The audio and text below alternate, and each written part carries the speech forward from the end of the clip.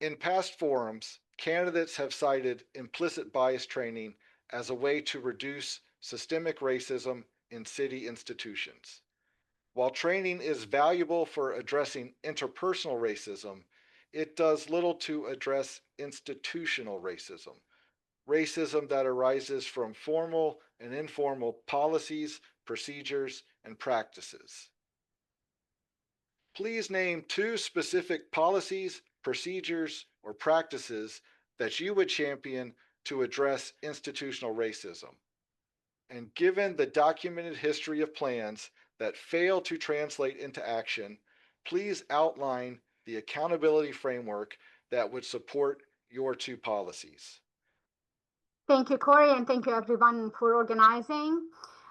Thank you for that question. As I mentioned in the previous forum 2 years ago, we can't pat ourselves on the shoulder for completing implicit bias training and call it progress. Training is valuable, but it doesn't dismantle institutional racism. It only addresses the interpersonal level.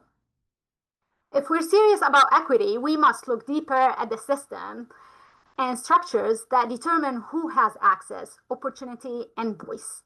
Two specific areas I would champion are equitable hiring and promotion practices. I believe we must review our city hiring, promotion, and contracting processes through an equity lens. That means ensuring fairness and transparency at every stage, expanding outreach to underrepresented communities, reviewing job descriptions for inclusive language, and tracking demographic data to identify patterns of exclusion or advancement gaps.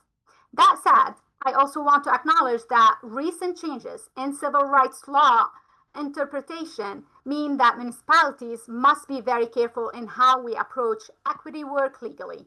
The goal is not to give preference based on race or ethnicity, but to identify and address barriers that limit fair access for anyone.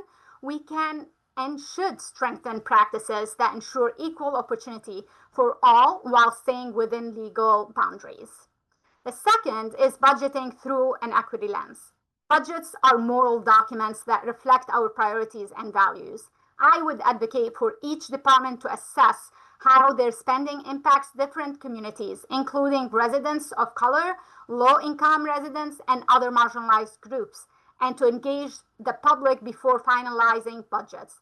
This approach isn't about exclusion, it's about inclusion, transparency, and understanding the real impact of our decision. As someone who has consistently advocated for social and racial justice in Melrose, I review every order and decision that comes before the council through an equity lens, but I also want to be transparent. This work often faces resistance. Some people, even fellow elected officials, have told me directly that they are sick and tired of racial justice conversations. That's precisely why I believe accountability cannot rest on one or two people. Real progress requires collective responsibility. I invite our residents to not only ask what elected officials can do, but also to reflect on how each of us can use our own influence to create a more equitable city. When we speak up together, when we hold one another accountable, that's when meaningful change happens. We are only a few weeks away from the election, and the truth is this moment matters.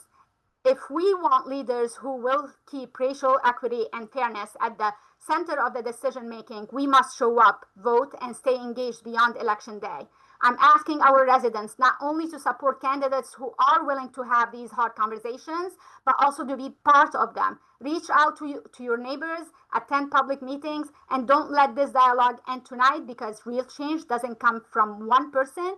It comes from all of us refusing to do this work alone. Thank you very Thanks. much. Thank you. Okay, we will now put the spotlight on Dionysus Cascarellis. And I will say once I can give you the go once we've zoomed you into the spotlight. Perfect. Okay, you're in the spotlight. Thank you. So first of all, I'd like to thank you for your work. It's much needed and appreciated. Coming from Jamaica Plain, a diverse community that is very important to me and my family, I have to admit that I'm saddened to see the disparities that exist here. So, with my background in finance and real estate, I wanted to focus on housing, specifically home ownership and home loans, both referenced in your report. A big topic in Melrose is the housing shortage. While more thoughtful development can help to increase housing opportunities, it won't address racial disparities in homeownership. And that's because the issue isn't just access to housing, it's access to financing. Now, access to financing is unfortunately well known for its institutional racism and one of the hardest to address, given the federal regulations and the internal practices of private lenders. While the Mortgage Disclosure Act data that was referenced also in your report doesn't include the reasons for denials, we can push for greater transparency at the city level. So my first recommendation would be to consider policy that requires lenders that work directly with the city. So I'm talking about those who are financing our city-supported developments or serving as city depositories to share that anonymized loan data, including denial reasons. This could guide future policy and also set an example for other cities to follow, and we can expand. My second recommendation would be to consider the creation of a housing fund that can support with down payments, refinancing, and home improvement. It could be run in partnership with community development financial institutions whose mission is to support fair housing and affordable housing with transparent processes.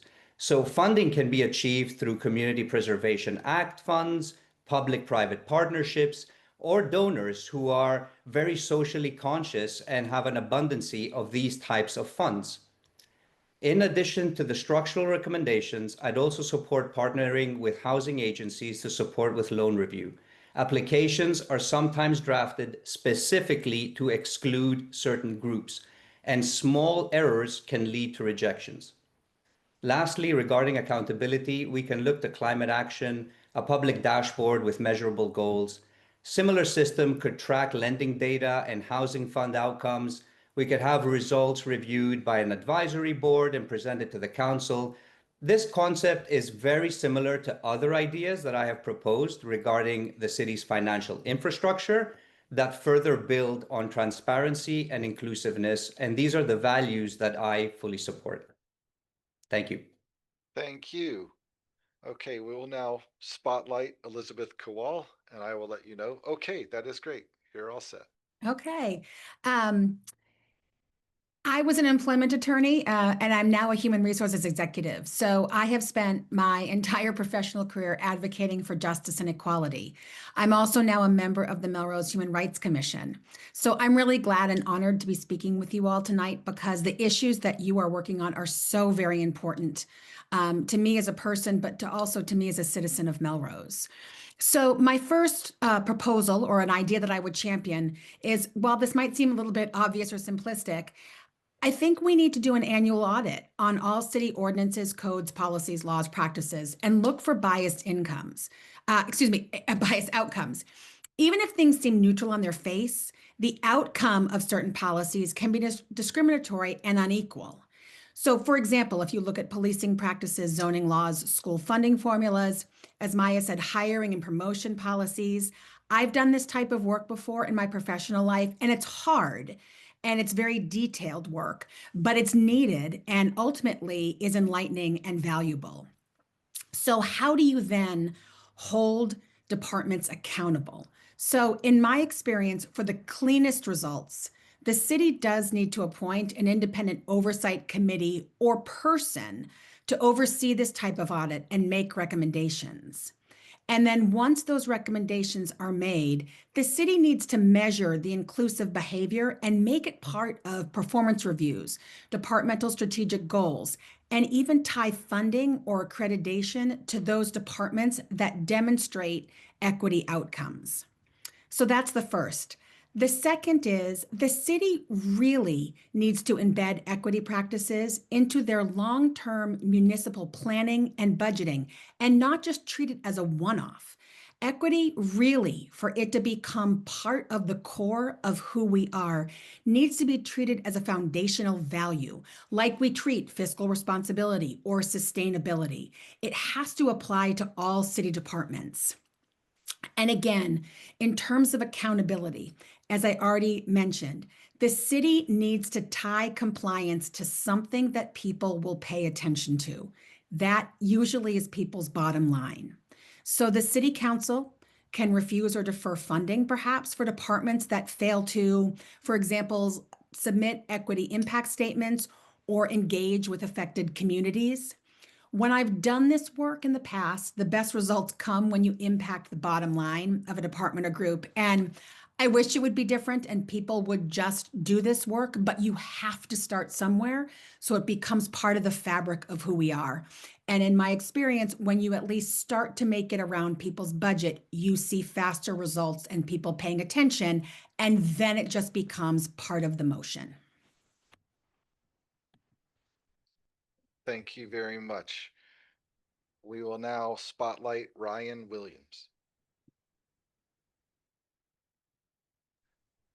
And Thanks very much. Oh, yep. Now you're in the spotlight. Yes, please go. Okay, thanks. I wanted to reflect for just a second on some of the great ideas that I've heard tonight and remind folks that the Melrose City Council only has the capacity in so much as the city of Melrose has the capacity to undertake some of these excellent ideas. Excuse me.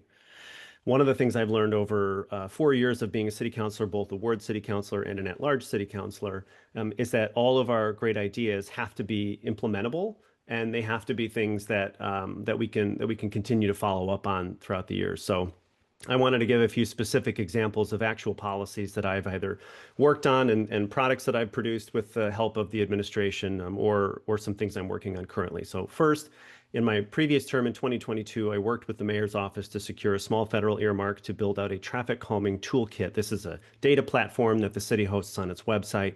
This includes a bunch of features you might expect: population density, crash history, pedestrian density, but it also includes demographic and socioeconomic information, like areas with higher populations of very young people or older people, non-white people, and lower income families. And it combines all of this data into an easy to read color-coded format that shows you where in the city we have the overlap of roadway problems with also demographic challenges that we need to be paying a little bit closer attention to. And although the city has been a little strapped for cash lately, and so we haven't been able to make good use of it, it's still something that the Public Works Director and the Mayor's Office promote and talk about quite frequently. And I'm confident that when we get more money, hopefully with an override passed soon, that they'll be able to put some of those projects into practice. The second thing I wanted to talk about was something that I've been working on recently, which is an ordinance to control the use of surveillance in the city of Melrose. I've been having conversations with the police department about this. This goes back to the issue of making sure that we are creating policies that are enforceable and that people can be held accountable with. And we're not just coming up with ideas that sound good in a forum, but don't actually land when they get to City Hall. This would be a policy that would create more community control and council oversight of surveillance technologies, like the flock cameras that appeared a couple of years ago without our awareness.